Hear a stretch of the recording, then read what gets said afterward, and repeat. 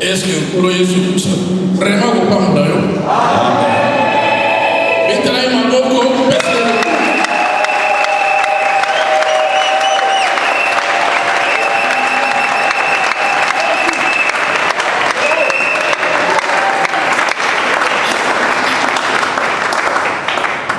Ok, nous sommes bien. Nous te sommes reconnaissants. Seigneur Jésus-Christ de Nazareth, notre Dieu, notre Rédempteur. Oui, Père, nous sommes reconnaissants pour ce service de 3 journées en faveur de notre pays, la République démocratique du Congo. Merci, Père, pour la vision. Merci pour toute inspiration que tu as donnée à toute l'équipe servante afin de pouvoir arroser le peuple de Dieu avec la parole qui vient en son temps. Merci pour cette parole, mon Dieu, cette parole qui nous revigore, cette parole qui nous donne encore de l'espoir et beaucoup d'espoir pour la relance, le relèvement de cette grande nation, la RDC. À présent, Seigneur, nous sommes en train de clôturer ce grand travail de 3 jours. Nous te prions, Père, que le Saint-Esprit soit à l'œuvre, que l'Esprit de vérité soit à l'œuvre et qu'il nous parle à chacun de nous. Seigneur, il faudrait qu'à la sortie de ces lieux, qu'à la sortie de ce culte, chacun de nous ait une ferme assurance en son cœur que l'Éternel Dieu s'est levé pour le bien de la RDC, pour la relance de la RDC, pour son développement, pour son épanouissement. Que cela soit ainsi, Seigneur, dans les cœurs de chacun, que cela reste comme un cachet dans les cœurs de chacun de nous. Parle-nous au travers du Saint-Esprit, au nom du Seigneur Jésus-Christ. Amen. Amen. Puissions-nous encore applaudir pour notre Dieu.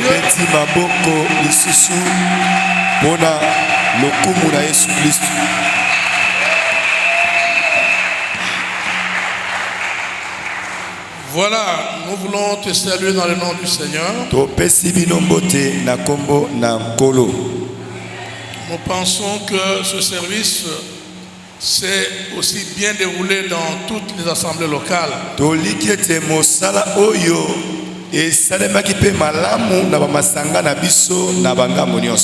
Bien-aimés frères et sœurs, je voudrais dire à quelqu'un, ce que je vous dis là, ça vient d'en haut. Ça vient d'en haut. C'est l'Éternel Dieu lui-même qui l'a déclaré. Il ne l'a pas dit une seule fois. Il a dit, il l'a répété, retenez-le. Je ne fais que vous le répéter. Je ne fais que le répéter parce que j'ai déjà dit ça. Bien-aimé, retenez ça. Avant qu'on ouvre la parole du Seigneur, avant qu'on dise un mot de la parole du Seigneur, sachez que dans la prophétie, le Seigneur notre Dieu l'a déclaré à plusieurs reprises. Ce pays va décoller. Ce pays va décoller. Ce pays sera un pays de délices. Un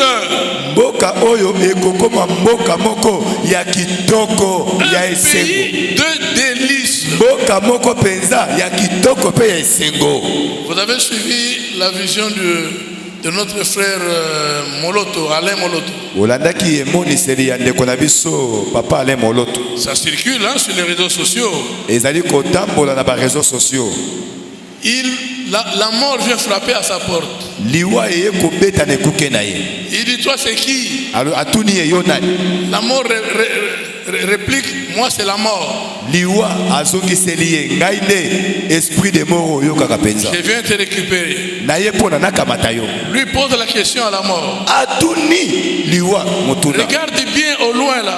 Tala malamu na mosika kuna. Qu'est-ce que tu vois? Oko mona ni.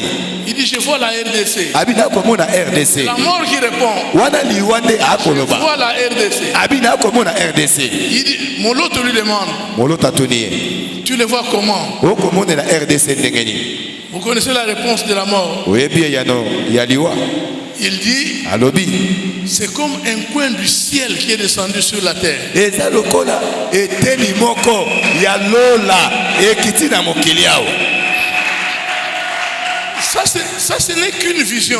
Mais il y en a tout plein où le Seigneur nous rassure que ce pays, malgré tout ce que nous voyons, malgré les hauts et les bas, malgré toutes les difficultés que nous traversons, mais la trompette de Dieu va sonner bientôt. Et ce sera un pays de délices. Amen. Amen. Moi, si j'étais à ta place, j'allais commencer à jubiler. Un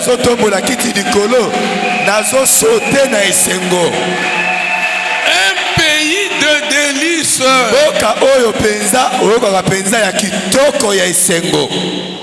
Amen. Amen. Voilà, nous sommes en train de clôturer. Nous allons prendre quelques temps d'exhortation. Ensuite, on va aussi prendre un peu de temps pour la prière. Avant de tout clôturer. Le thème que nous avons exploité et que nous clôturons ce soir, la destinée prophétique de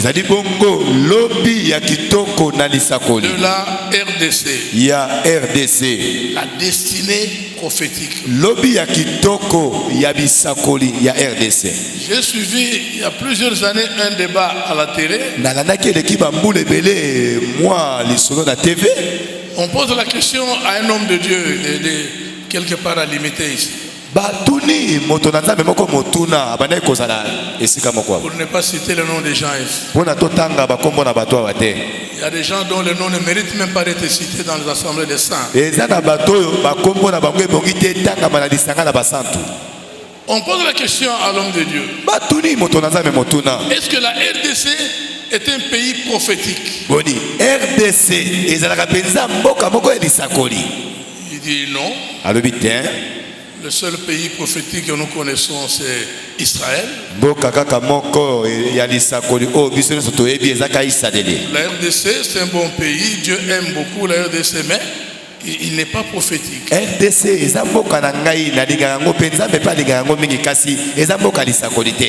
Moi, quand je le suivais, je me disais, mais qu'est-ce qu'il lui appelle prophétique?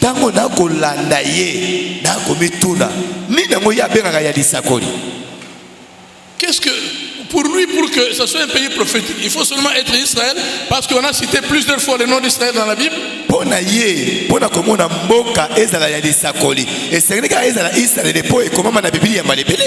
Non. La RDC est bel et bien prophétique. Parce que Dieu a prévu, même dans les Saintes Écritures, qu'il viendra un temps, il va utiliser ce pays pour ses desseins. Il va utiliser ce pays pour ses projets. Ses projets dans le cadre de l'évangélisation mondiale. La RDC va jouer un rôle de premier plan.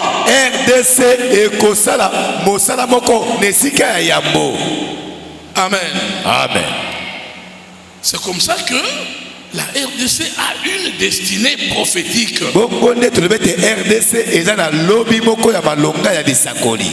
Qu'est-ce qu'on appelle destinée? Nini yango bakobenga lobi ya malonga. Le dictionnaire dit ceci. Dictionnaire lobi boye.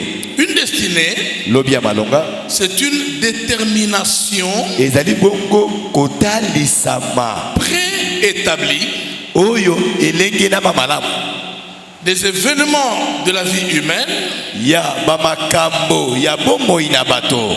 par une puissance supérieure. Nanzela ya nguya moko ya likolo.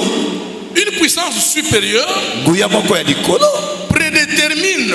Oyo eza kolimbola ya penza bato. Il détermine par avance Ezali kolimbola ngo na yambo. des événements qui se feront Bamakambo ekosalemaka. dans la vie d'un homme, d'une nation, d'un groupe de gens, d'un individu, ainsi de suite. Na bomoi na moto ya ekolo ya mboka ya lisanga na C'est ça bato. la destinée ou en bref le destin. Yango nde babengi lobi ya malonga. Alors on va nous lire rapidement parce qu'on n'aura pas beaucoup de temps. Ésaïe chapitre 18 verset 20. On va nous lire tout le chapitre 18, ce n'y a que 7 versets. Esaya mokapo na zomi na mwambe bakotangela biso mokapo mobimba. Ésaïe 18. Ésaïe chapitre 18, tout le verset, nous lisons la parole dans le nom de Jésus-Christ. Amen. Terre où retentit le cliquetis des armes, au-delà du fleuve de l'Éthiopie. Toi qui envoies sur mer de messagers, dans des navires de jonques voguant à la surface des eaux. Allez, messagers rapides, vers la nation forte et vigoureuse, vers ce peuple redoutable depuis qu'il existe, nation puissante et qui écrase tout, et dont le pays est coupé par des fleuves. Vous tous, habitants du monde, habitants de la terre, voyez la bannière qui se dresse sur les montagnes et écoutez la trompette qui sonne. Ok, on peut arrêter par là. On peut s'asseoir et on applaudit pour la parole du Seigneur. Tokoki na kofanda ozape kobeta maboko pona liloba na nkolo.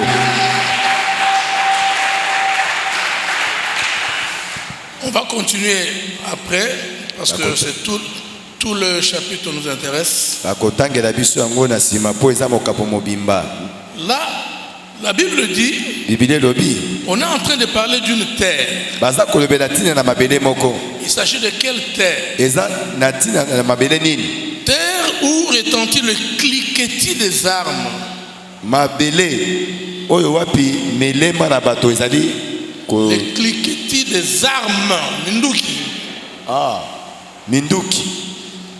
Oui, les cliquetis. Minduki eza kolela Makelele ya minduki quoi. lokito wana eza kobeta ngambo na ngambo. Voilà. Ndenge ezalaka na Kinshasa soki ebeti abi elela. Dans lokito wana. Balobi bonane. On parle d'une terre. Baza kolobela tina mabele. Il s'agit de quelle terre? Mabele yango eza mabele nini? Une terre où retentit Mabele oyo wepo eza koyoka malokito. le cliquetis des armes Lokito ya manduki ngambo na ngambo. au-delà des fleuves de l'Éthiopie. Na ngambo kuna na bibale ya Ethiopie. On va un peu s'arrêter là-bas. Tokoki ata na kotelema wana. Au-delà des fleuves de l'Éthiopie. Na kolekela na bibale ya Ethiopie. Nous parlerons des armes après. Tokolobela tina na manduki wana sima. En fait, c'est pour situer un peu la RDC dans ce passage des Écritures. Et yani pona ko talisa bino isika nini RDC kutami na litangi ya makomi. On nous parle d'une terre Ba kolobela biso mabele moko. qui se trouve Oye kutami au-delà kolekela kuna des fleuves de l'Éthiopie. ya bibale ya Ethiopie. Retenez bien. Kanga yango malamu. On ne parle pas de cette unité qui est au-delà de l'Éthiopie. Ba kolobela te mabele o eza libanda kuna na Éthiopie. Pas au-delà de l'Éthiopie. Libanda kuna na Éthiopie te. Au-delà des fleuves de l'Éthiopie. Kolekela kuna bibale ya Éthiopie. C'est très différent. Yango ekeseni. Il y a une grande nuance là-bas. Eza na mwa bokeseni wana. Au-delà de l'Éthiopie comme pays, au-delà des fleuves de l'Éthiopie, pas comme Éthiopie pays, mais les fleuves. Kolekela kuna Éthiopie lokola mboka pe kolekela na bibale na Éthiopie lokola mboka te. Il faut aussi savoir. Esengeli pe koyeba. Quand la Bible parle de fleuves, Tango bibile kolobela tina ebale. ce n'est pas fleuve dans le sens toujours géographique.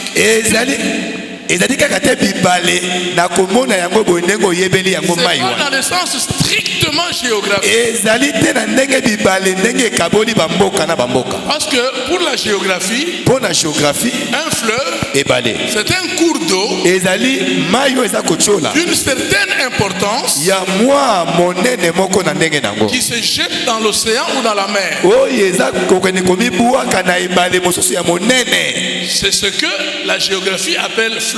Nde oyo géographie ekobenga yango ebale. Mais la Bible appelle fleuve Bibili ekobenga ebale. les cours d'eau en général. Ba mai ndenge eza kochola na bangambo nyonso. C'est comme ça qu'il faut retenir les choses. Bongo nde esengeli oyokela Parce makambo. que sur le plan géographique, Na ndenge na géographie une rivière comme le Kasaï, mai lokola Kasai on ne peut pas l'appeler fleuve. On ne l'a jamais appelé fleuve. tokobenga yango ebale te On batiana n'appelle kobenga pas yango le fleuve Kasaï, on dit la rivière Kasaï. nano batiana kobenga yango ebale Kasai te bakobenga yango mai ya Kasai. Pour ceux qui ne le savaient pas, Mpona bato bayebaki te le Kasaï c'est le plus grand affluent du fleuve Congo. Kasai wana ezali mai moko ya monene na bamai nyonso ebwakama na Et ça va ebale. vers le Lualaba ou jusqu'à Banana où le fleuve se jette à l'océan. ezala kobanda Lualaba kino na banana wapi ebale wana ebwakaka na Le océan. plus grand cours d'eau qui se jette au fleuve Congo, c'est le Kasaï. mai oyo eleki monene na bamai nyonso oyo emibwaka na ebale ezali kombo nango Kasai. C'est un très grand cours d'eau, une grande rivière, le Kasaï. ezali mai moko monene babengi Kasai. Si tu pars en Europe, soki na poto aucun fleuve de l'Europe n'a la grandeur du Kasaï. ata ebale moko te na mikili ya poto ekokani na mai ya Il Kasai. n'y en a pas. Moi, j'ai étudié ça à l'école. ngai natanga yango na kelasi ezali J'ai te. étudié tous les fleuves qui sont en Europe là à l'école de navigation. natanga bibale nyonso na mikili ya poto na Que ekole ya ce navigation. soit la Seine chez les Français, le Danube Et ça, ouais, en bah, Allemagne, que français. ce soit l'Escaut ou la Meuse chez les Belges. na Allemagne to na babelge Ce sont des petites rivières qui ne peuvent pas être comparées au Kasaï, même le Kwilu, le Kwango, le Timbiri, la Mongala. Nous avons des grandes rivières. ezali babibale moko bamai moko moke ekokani te na baoyo ya biso ebelebele wana. Et donc, boye pour la Bible, mpo na bibilia tout ça, ce sont des fleuves. nyonso oyo nde bakobenga bibale. D'ailleurs, la preuve, kutu c'est elembo qu'en Éthiopie, na Éthiopie il n'y a qu'un seul fleuve, bazaka na ebale moko c'est le Nil. ezaka Nil. En dehors du fleuve Nil, il n'y a aucun fleuve en Éthiopie. kolongola fleuve Nil Mais eza na ebale ici, mosusu na on parle Éthiopie. de fleuve au pluriel, de l'Éthiopie au pluriel. kasi awa bakoloba bibale na ndenge ya ebele. C'est juste pour dire que c'est tous les autres cours d'eau ensemble, ce n'est pas seulement le fleuve du Nil. eyali mpona kotalisa ete ezali bamai ya ndenge na ndenge nyonso wana. Alors maintenant, la Bible dit biblia elobi que cette terre-là na mabele wana se trouve au-delà des fleuves de l'Éthiopie. nde ekokutama kolekela mpenza na bibale ya Éthiopie. Les fleuves qui parcourent l'Éthiopie, à commencer par le Nil et même les autres cours d'eau, bibale oyo Éthiopie kobana na Nili na bamai mosusu il y en a qui viennent d'ailleurs, ça ne vient pas de l'Éthiopie. Le Nil, par exemple, ne vient pas de l'Éthiopie. ezali na bamai mosusu etima nango ekobandela na Éthiopie te euti libanda. Le Nil ne fait que traverser l'Éthiopie. ebale ya Nil yango ebandela na Éthiopie te eza Le Nil koleka na kati. vient de l'Ouganda. ebale ya Nil ezali Il kobandela a na Uganda traversé l'Ouganda. na Uganda kuna Il a traversé l'Ouganda. yango elekani Il na a Uganda traversé le Kenya. elekani mpe Il a na Kenya traversé le Soudan. elekani mpe na Soudan Et il traverse l'Éthiopie. mpe eza koleka na Et Éthiopie il va traverser l'Égypte. kino koleka na Ezipito. D'ailleurs, vous savez, vous suivez les informations.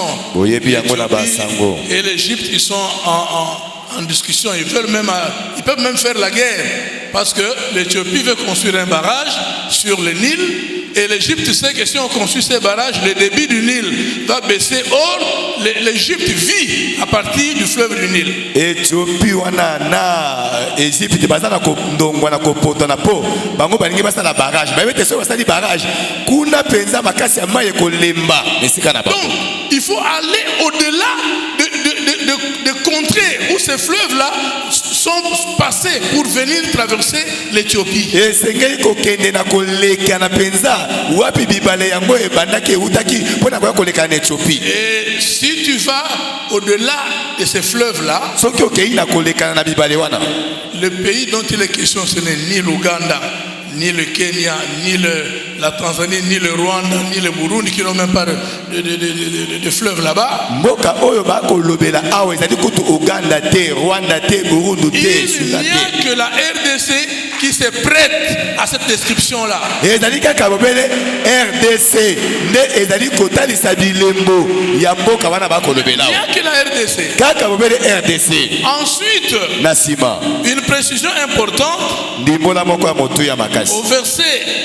Au verset 2, na molongo nango na mibale, la fin du verset 2, suka na molongo na on dit mibale que cette nation-là balobi mboka yango wana et dont le pays est coupé par des fleuves. wapi yango mboka yango ekatani na katikati na mibale. Cette terre-là mabele wana qui se trouve au-delà des fleuves de l'Éthiopie, oyo ekutami kolekela na mibale ya c'est Éthiopie, aussi un pays qui est coupé par des fleuves. eyali mpe mboka oyo bibale ezali kokabola yango Or, mpenza bandambo dans cette configuration-là, na bililingi wana il n'y a que la RDC qui est coupée par les fleuves. bobele RDC nde bibale ekaboli yango bandambo.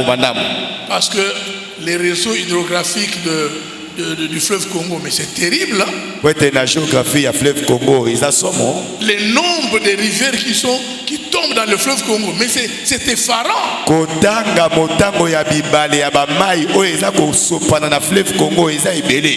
Heureusement pour moi, esengo mpo na ngai yo peta musuta mbetelo masolana ozoyokana ozomonaka.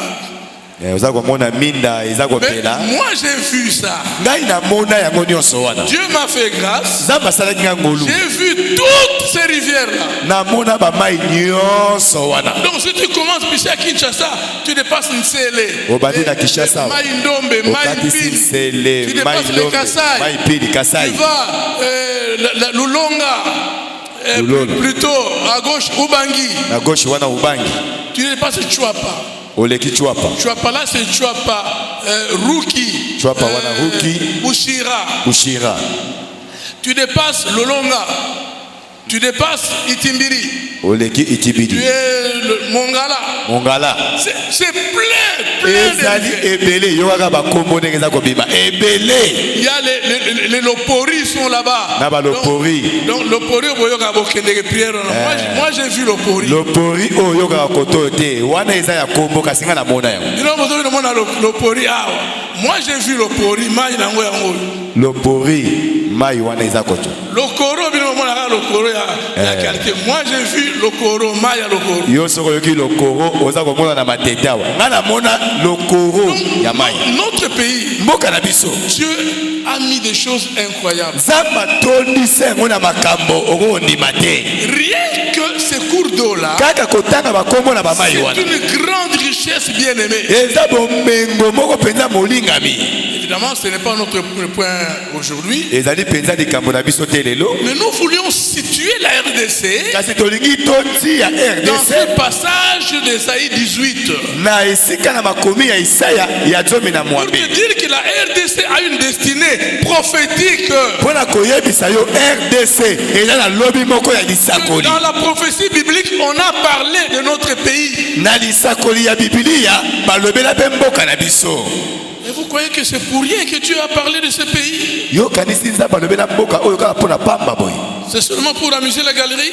Ezaka pona kolobaka esilika bongo. Bien aimé, Dieu a des projets pour ce pays. Molinga minza bana babongisi ya kitoko pona Et il mboko. faut savoir une chose. Sengelo yebelo Quand mboko. Dieu a un projet sur quelque chose, Tango nzamba za na mabongisi pona likambo songolo. personne ne peut l'en empêcher. Moto moko ta kopekisa yango. Personne ne peut retenir la main de Dieu. Moto moko ta kokanga loboko na Nzambe.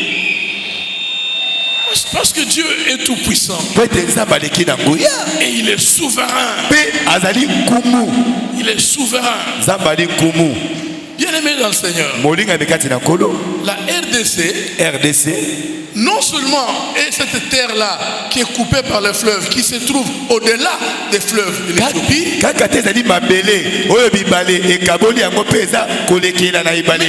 C'est une terre où il y a les cliquetis des armes. Depuis que la RDC existe, les armes n'ont jamais cessé, ne se sont jamais tues.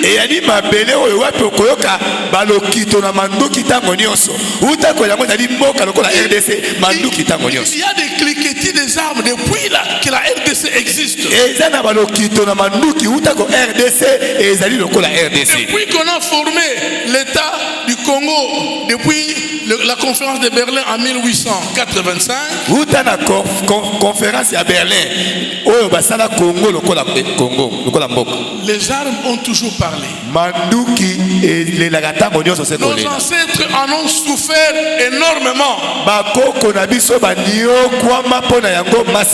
On a coupé les bras, les mains, les pieds, les jambes de nos ancêtres. Vous suivez dans les réseaux sociaux comment les parlementaires belges étaient en train de parler au Parlement.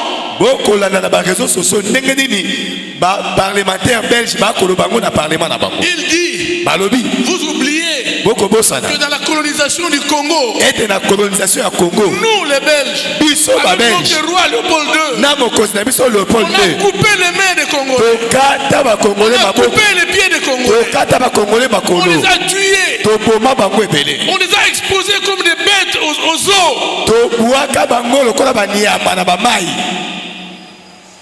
Et au lieu de reconnaître ça, c'est lui qui parle, c'est pas moi. C'est les députés belges qui parlent. Il dit, au lieu que nous puissions reconnaître ça, on parle seulement, nous on a apporté au Congo la civilisation.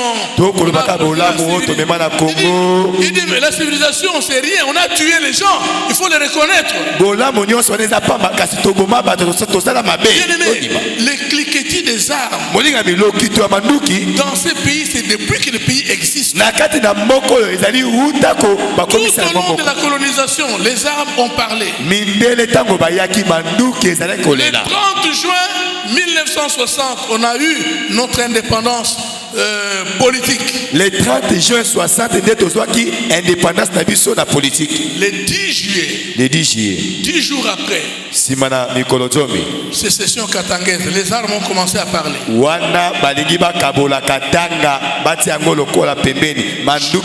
Jusqu'aujourd'hui, quelques jours après le Katanga, sécession du Sud Kasaï avec Kalonji Molopwe.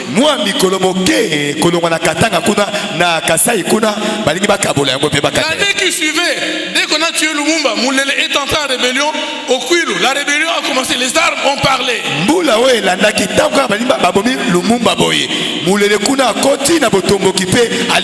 La rébellion là a pris le Kwilu, le Kwango, les Maïndombe, les Kasaï, les Katanga, les Kivu, jusqu'à la province orientale.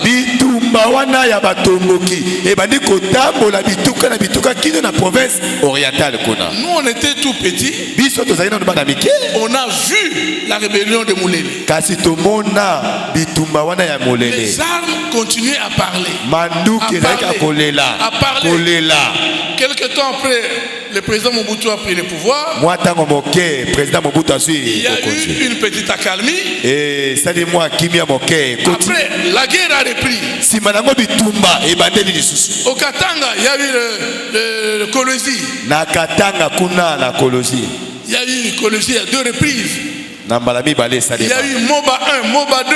Moba 1, Moba 2, il y a eu le FLNC avec Nathanaël Mbumba. Les armes continuaient à parler. Les armes ont parlé dans ce pays. C'est pour te dire les cliquetis des armes dont on parle là-bas, c'est réellement sur cette terre du Congo. Et puis Mobutu était encore là. Mobutu La azaki na Fidèle est venu chasser Fidèle Mobutu. aye kobenga na Mobutu. La guerre a repris. Bitumba izongi. Jusqu'aujourd'hui, Kino lelo tokolobao. les cliquetis des armes. Lokito na manduki eza koleka. Mais ce pays, la RDC, Moninga bimboko RDC. souffre aujourd'hui Eza konyo kwa malelo parce que po les projets de Dieu pour lui est très grand. mabongisi na Nzambe po na Congo eleki monene. Eleki monene. Imaginez, Bokanisa mwa moke. dans Matthieu chapitre 2, Na Matayi mokapo na mibale. au verset 16, Molongo na zomi na motoba. là, Hérode Wana Hérode se rend compte qu'on lui a joué un mauvais tour par les mages, les 3 mages. aye koyebete bato ya mayele oyo bato ya minzoto bakosaki ye penza. Qu'est-ce qu'Hérode a fait? Hérode asali nini? Il a envoyé son armée Atindi mapinga na ye à Bethléem. na Bethléem. Parce que c'est là où le nouveau roi était né. Po ete kuna nde mokonzi ya sika auti kobotama. La Bible dit, tu peux noter, tu vas lire à la maison. Okokoma yango mpe kotanga na La ndako. Bible dit Biblia elobi qu'on a tué tous les enfants baboma bana nyonso ya mikie de 0 à 2 ans. kobanda na 0 kino na On mbula a mibale. tué sans pitié. Baboma bana bayoka mawa te. Pourquoi? Mpo na nini? Parce que le diable savait Po ete diable ayebaki malamu que ce bébé qui est né ete mwana ya bebe oyo va abotami apporter beaucoup. akomema mpenza makambo ebele na Beaucoup, pas seulement en Israël, mais dans le monde entier. kaka na Isalaele pamba te na mokili mobimba. Bien aimé, les projets de Dieu molingami mabongisi na Nzambe pour la RDC mpo na RDC ne concernent pas que le Congo. yango etali kaka obe bakongole pamba te, Ça concerne le monde. etali mpe mokili mobimba, Ça concerne le monde entier. etali mpe mokili mobimba. C'est pourquoi le diable est fâché. Yango diable aza na kanda, C'est pourquoi il nous combat depuis le début. yango akobunisaka biso uta na ebandeli. Il n'y a pas un pays qui connaît la guerre depuis l'indépendance jusqu'à aujourd'hui. eza na mboka moko te bakobika bitumba kobanda indépendance kino lelo Non. te, Mais nous, kasi biso nous connaissons les troubles depuis l'indépendance. tokobikaka bitumba mobulu uta na Jusqu'à indépendance aujourd'hui, 63 ans. kino lelo tokokisi 63 ans. On connaît toujours des situations difficiles. tokolekanaka na makambo na basi ntango nyonso Ce n'est pas pour rien. ezali mpo na pamba te. Bien aimé, Moninga, écoutez. yoka Écoutez. yoka Il m'est souvent arrivé de dire au milieu de vous ekomelaka nga mbala na mbala koloba liboso na bino que l'ennemi de la RDC, monguna ya RDC ce n'est pas le Rwanda. ezalaka Rwanda te, Ce n'est pas Kagame. ezalaka mpe Kagame te, Ce n'est pas Museveni. ezalaka mpe Museveni te, Ce n'est pas Bill Clinton et tous les autres où sont l'actuel président américain. ezalaka Bill Clinton te to mpe président Amerika ya sika Non. te. Ça, c'est des faux calculs. Wana ezali emoneli mabe, Ça, c'est faire des faux calculs. wana ozali komona malamu te. L'ennemi de la RDC, monguna ya Congo il a un nom. aza na kombo Il s'appelle ayebani, Satan le diable. kombo na ye Satana Zabolo, C'est lui l'ennemi. ye nde monguna ya Congo. Tous les noms que j'ai cités là, ce sont des pions.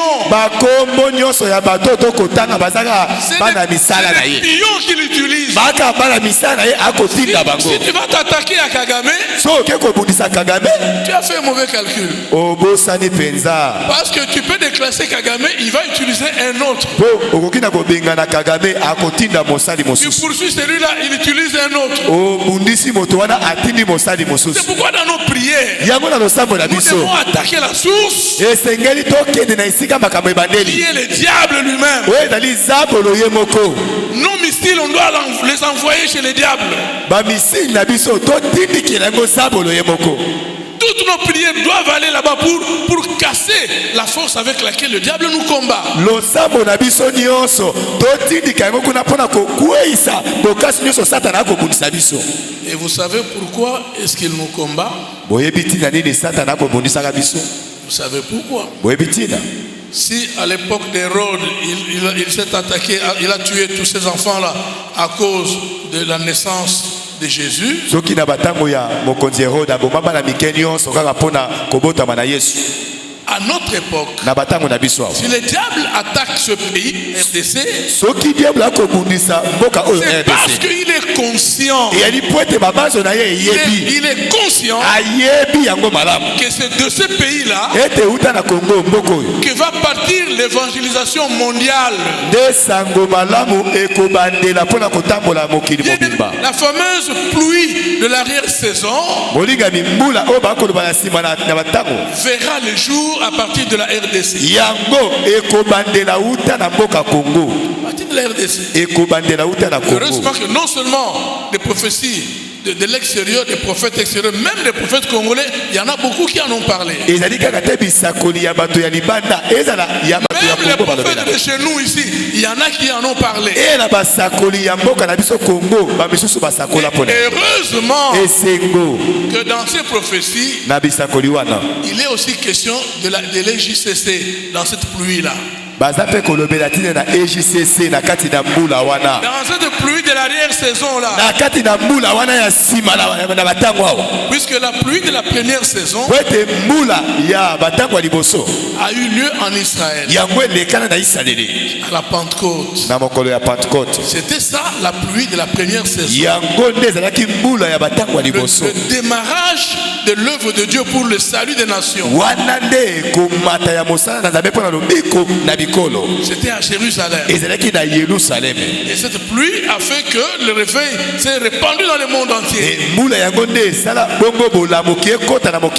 Mais avant le retour du Seigneur, il faut que la pluie de la saison tombe également.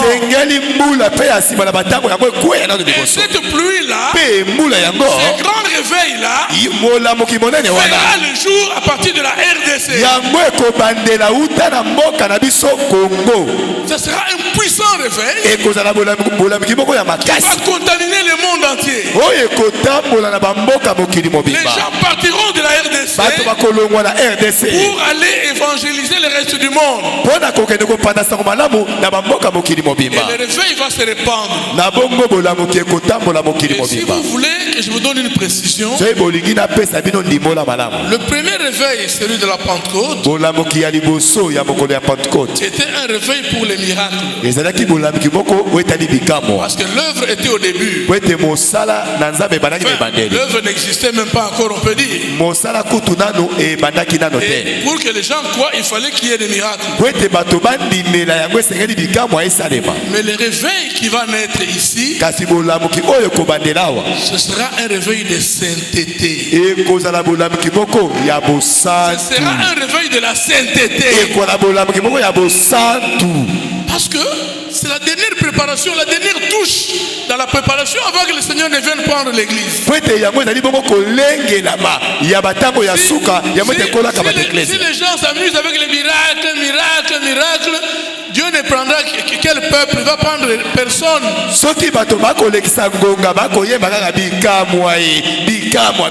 Le réveil actuel sera la sainteté.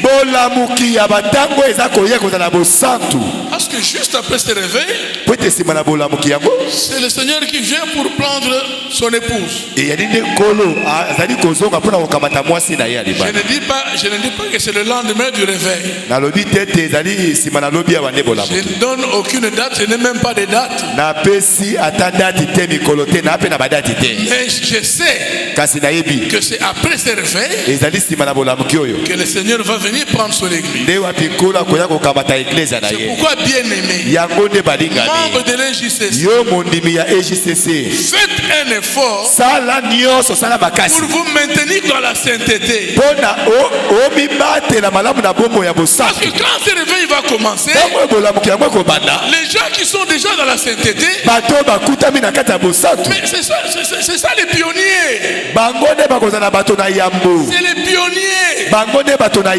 Les gens sur qui Dieu va s'appuyer pour faire son œuvre.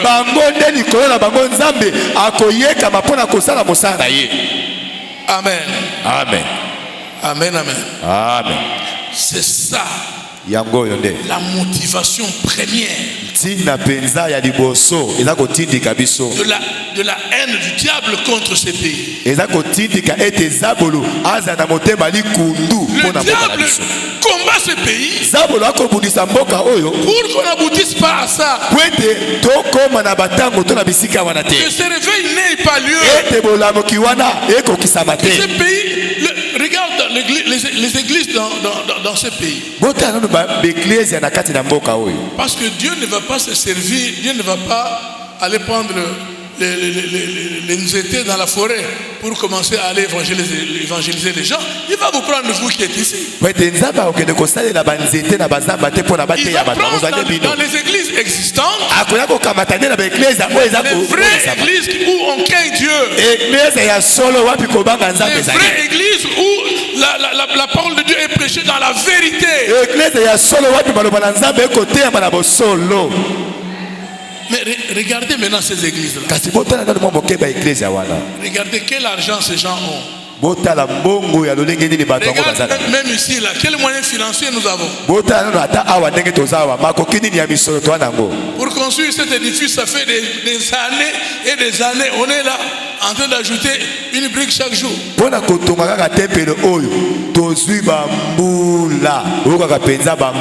Tout ça pourquoi? Parce que le diable ne veut pas que ces gens-là qui craignent Dieu aient les moyens pour aller évangéliser le monde. C'est pourquoi il provoque des guerres à gauche, à droite. Il fait des troubles partout. Non, bien aimés frères et sœurs, tenez fermement l'espérance du salut.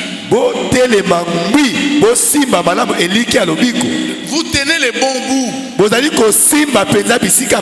Nous tenons les bons bouts. Il ne faut pas lâcher. Il ne faut pas lâcher. Nous devons dire au diable qu'il est en train de mentir. Satan ozokosa. Ozokosa, ozoabisote. Nous là, nous attendons fermement. La pluie va tomber. Quand ça va tomber,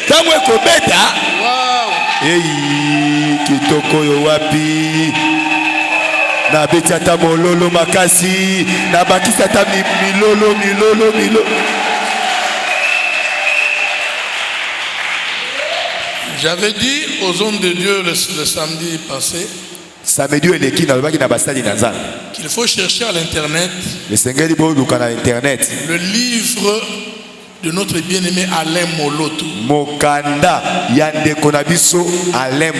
Si vous cherchez à l'internet, allez chez Google, frappez Alain Moloto, vous allez tomber sur son livre. Son livre est intitulé Le plan de Dieu pour le Congo. Mais dans ces livres-là, tout y est. Il a parlé de tout ce que nous sommes en train de dire là. Il dit ce pays va se relever. Ça sera un paradis. Dieu va descendre ici.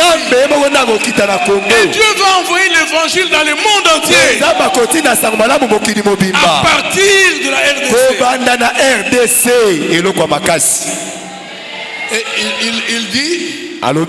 il dit, je porte en mon corps les séquelles de ce combat. Il parlait évidemment des multiples empoisonnements dont il a été victime. Et vous savez que c'est à cause de ces livres-là qu'il a été empoisonné. Parce que dans ce livre, Dieu lui a révélé tout ce qu'il va faire dans ce pays. Tout. Dieu lui a révélé tout. L'économie, l'organisation, l'administration, tout.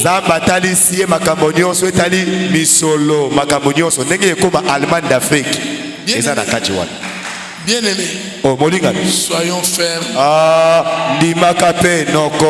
Ne tremblez pas. Restez calme. Soyez calme. Dieu va agir. Regardez. Au verset 2. Là, on nous parle le pays qui est coupé par les fleuves.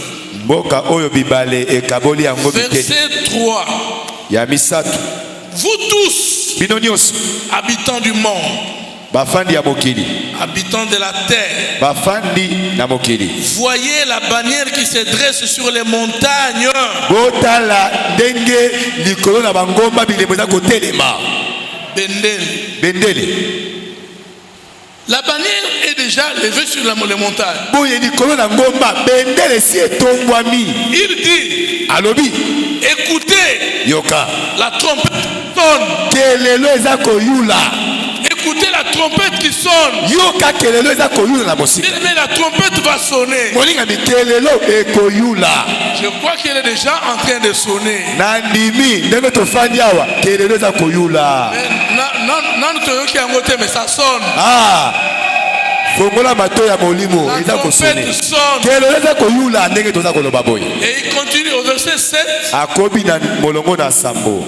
Au verset 7, il dit ceci. Molongo na sambo alobi boye. C'est le dernier verset d'ailleurs. Ezali molongo ya suka. En ce temps-là, Na batango wana. des offrandes seront apportées à l'Éternel des armées. Mabunza bakopesa yango epai na Yawe na bibele. Par le peuple fort et vigoureux. Epai na libota oyo ya makasi pe elenda. Par le peuple redoutable depuis qu'il existe. Na libota oyo ya somo yo wapi uta ko bango bazali. Mais bien aimé, ça c'est un peuple redoutable. Baligani oyo peta libota moko ya somo. Un peuple. Za libota. Mais Badolia. Oh, yo mona yango wapi? Ata na mekili ya poto za la bongo. Vous vous rendez compte? Boko yeba. Les gens impayés, les gens mal payés. Mais dans les autres labyrinthes, est-ce que vous connaissez ça? Na ba santé ya boy. Il y a quelqu'un qui a maigri ici. Et la moto a miyoto azaliao. Miyoto azaliao. Regardez le pasteur Charles. Tous on a d'agisa pasteur Charles. Oh, ata aide utaki na mindele lingeya batalika santa boy. Aide wane kozonga. Baba aboza bien. On dirait quelqu'un qui a des millions alors qu'il est. Et ça le cola ana ba millions. Zokande boko bomaye papa. Un peuple vigoureux. Ali bota moko ya konzo. Li bota moko ya makas. Un peuple qui ne fléchit pas. Li bota moko ya kolela de la terre. Ya nini yao? Il continue. Akobi koloba. Il dit une nation puissante et qui écrase tout. Et kolomoko ya makasi. RDC et le kwa makasi. Et dont le est coupé par des fleurs. Wapi moka yango bibaleza ko kabola yango biteni na biteni. Et il termine par dire. Asisi koloba boye. Elles seront apportées là, donc les offrandes. Elles seront apportées là où réside le nom de l'Éternel des armées. Mabonza yango bakomema yango bisika wapi efandisami kombo na Yawe na mapinga. Sur la montagne de Sion. Likolo na ngomba na Siona. Et quand on parle des offrandes, donc babatina mabonza, ce sont des offrandes de sainteté. Et ali mabonza moko ya bosantu. On ne parle pas seulement de l'argent. Ba lo belaka ka mbongo te. Les prières que nous faisons monter vers Dieu, ce sont des offrandes. No samo toko mati c'est pas na nzambe et ape mabonza. La louange que nous faisons monter vers Dieu, ce sont des offrandes. Masa joli ndenge toko kumisa nzambe et ape mabonza. Les jeûnes que nous faisons, ce sont des offrandes. Kokila ndenge toko kila pona Congo et ape mabonza. L'argent que nous donnons à Dieu, ce sont des offrandes. Misolo otoko bonzela nzambe et ape mabonza. Mais cette fois-ci, kasi pona mbalo c'est des offrandes de sainteté. Et ali mabonza ya bosantu. Amen. Amen. Amen, amen. Amen. Non, bien aimé dans le Seigneur. Il faut louer Dieu pour toutes ces belles promesses qu'il a faites à ce pays. Je voudrais que nous soyons certains que nous n'allons pas reculer. Nous n'allons pas céder devant le diable. Céder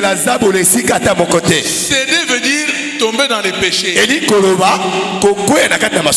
nous n'allons pas tomber dans les péchés. Parce que nous voulons que ce réveil vienne vite. Quand le réveil arrive, bien aimé, des grandes choses vont s'opérer dans ce pays. Et comme nous avons dit, beaucoup de nations vont en profiter. Vous savez qu'il y a même des pays africains qui reconnaissent que si la RDC se relève, c'est toute l'Afrique qui sera bénie. Ils le disent eux-mêmes. Bien aimés frères et sœurs, vous croyez que Dieu s'est trompé en plaçant dans cette terre des richesses qui n'existent nulle part au monde?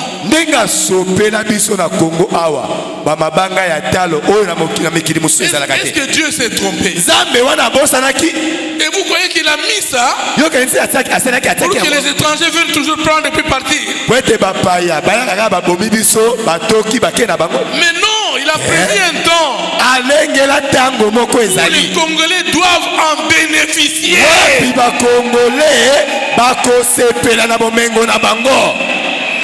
Moi, il y a un collègue de service quand je travaillais encore. Il était dans à Sep Congo Matadi, à Matadi là. Il était ami à un jeune Belge qui travaillait au consulat belge de Matadi. Ça se trouve aussi à Ango. Ils se sont retrouvés et partagés. Je crois que c'est dans un restaurant. Le Belge dit à mon collègue congolais, mon cher, ce sera injuste si on doit vous laisser vous seul bénéficier de toutes vos richesses. Il dit ce sera injuste parce que vous en avez trop. Vous en avez trop. Et nous, on n'a rien. Permettez que nous bénéficions quand même Non, ça c'est un pays béni. Ça c'est un pays béni de l'éternel Dieu. Hier, le révérend bienvenu qui prêche ici à Matete, qui a prêché pendant la semaine. Ce n'est pas bienvenu Massia, c'est notre bienvenu. Il a dit quelque chose de très important. Il dit, regardez, nous, les Congolais, nous sommes spéciaux. C'est un pays spécial. C'est un peuple spécial. Regardez, tout autour de nous ici, tous les pays limitrophes, les gens, les hommes ne sont pas circoncis. Mais nous, la circoncision que Dieu avait donnée à Abraham là-bas, il a inspiré à nos ancêtres ici. Et moi, quand j'étais petit, je sais, on nous racontait dans les villages, à l'époque de nos ancêtres là, la circoncision se faisait dans la forêt. C'était un grand événement. Prenez des jeunes gens de 13, 14, 15 ans, on les amenait dans la forêt pour leur dire que maintenant vous allez devenir des hommes.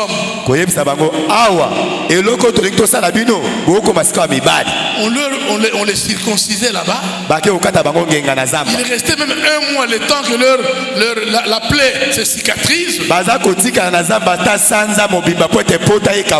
avant de revenir au village. Et quand il est revenu au village, tout le monde les respectait parce qu'ils sont devenus des hommes. Qui a dit à nos ancêtres de faire ces pratiques-là? Et vous savez que quand il prêchait hier, je vais terminer par là. Moi, je lui ai donné raison. Je lui ai dit, mais ça, c'est vraiment une chose inspirée. Quand je suis allé en Belgique, 1974. J'avais 18 ans.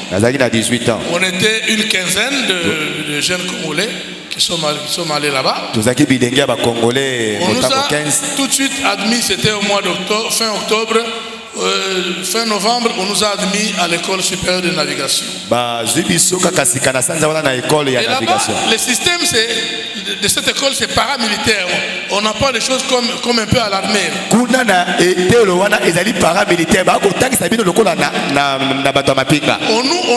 Tous on logeait dans un dortoir. Biso nyoso tokola na esika moko. Nous on était une quinzaine, les blancs ils étaient une vingtaine. Biso tozaki molongo zomi na mitano ba mindele tukumi bale. Et on se lavait ensemble. Toko sokolaka bisika moko. Il y avait plusieurs douches. Ezaki na ba douche belé. Mais ce n'était pas séparé, donc c'était espace ouvert. Kasi ba kabola yango te eza esika monene sangisa bato En nyonso. face là, on déposait les habits dans un vestiaire. Na ngambo wana toko tia bilamba na Et vestiaire. on venait sous la douche. Boye na douche Tout le wana. monde voyait tout le monde. Moto nyonso oyo aza komona moninga ye paza komona Et moninga. quand on regardait tous les blancs là, Donc toko tala mindele nyonso. ils n'étaient pas circoncis. O bakata mangenga te.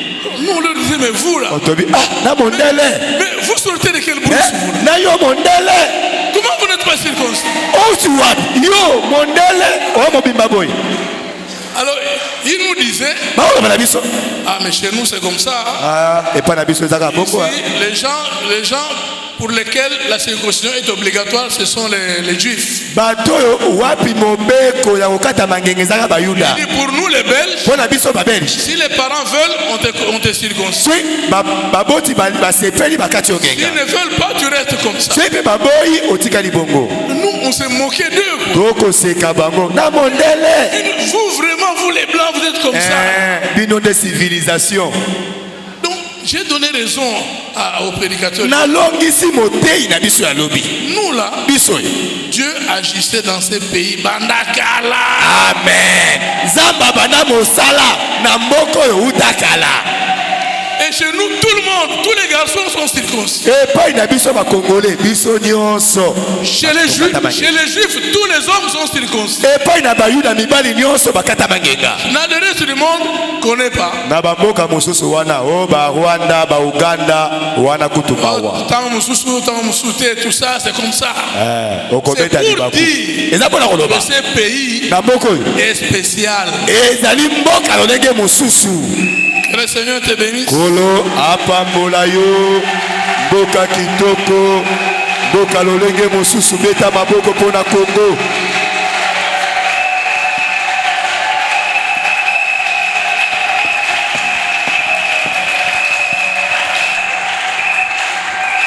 Bakisa na milolo bakisa mololo bakisa mololo.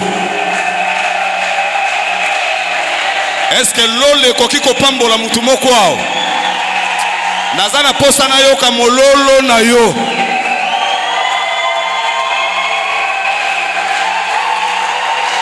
Zambe azwa lokumu. Zamba azwa lokumu. Tuna voisin na yo, est-ce que oyoki ndenge nga na yoki? Nazolanda ba Camerounais na ba réseaux sociaux. Balobi na Cameroun baza na posa ya Fachi. Bazwa Paul Biya batinda yao. Bazwa gouvernement na biso bakende kuna. Tala toza spécial. Esanga amen na bien. Loba na voisin toza la ka spécial. Yondo miyebite. Mukolo komiyeba. Nasuki wa. Bete na kole suma.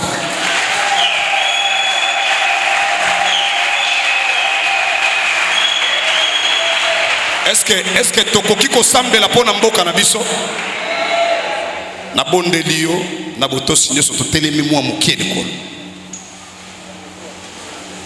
Totelemi mukie tosambela pona mboka na biso. Bible lobi tosambela pona mboko tokutami parce que lipamboli na biso ezo dépendre na mboka wa. Tokangeli nzambe miso. Nalingi oloba na nzambe maloba pona mboka oyo Congo. Tozoloba na nzambe nini? Tozoloba na nzambe atelema na mboka oyo. Abundela mboka na biso toute sorte bitumba. bakomplot nyonso oyo monde molile ekoki kosala nzambe akonfondre bango. Tosambeli na kombo na Yesu Masiya. Ozoloba maloba mpo na mboka Kongo. Nzambe atelema na mboka na biso, abundela mboka oyo tutu sorta bitumbu. Loba maloba mpo na mboka. Nazozela yo sambela atelema na mboka Kongo. Loba na Nzambe telema na mboka Kongo. Loba na Nzambe bundela mboka tutu sorta bitumbu. Bien aimé, quelle que soit ma stratégie oyo monde molili kosala, Nzamba mema monde molili na confusion, abundela mboka na biso tutu sorta bitumbu. Loba tama loba mibale po na mboka Kongo. Yebisa Nzamba telema, Yawe Nzambe telema, Yesu Masiya telema, bundela mboka Kongo, défendre mboka oyo, bundela mboka oyo tutu sorta bitumba. Ozoye bisa Nzamba telema. Nzambe nanga kotika ngai te na maboko ya banguna na ngai. Nzamba telema po na mboka Kongo. Nzambe nanga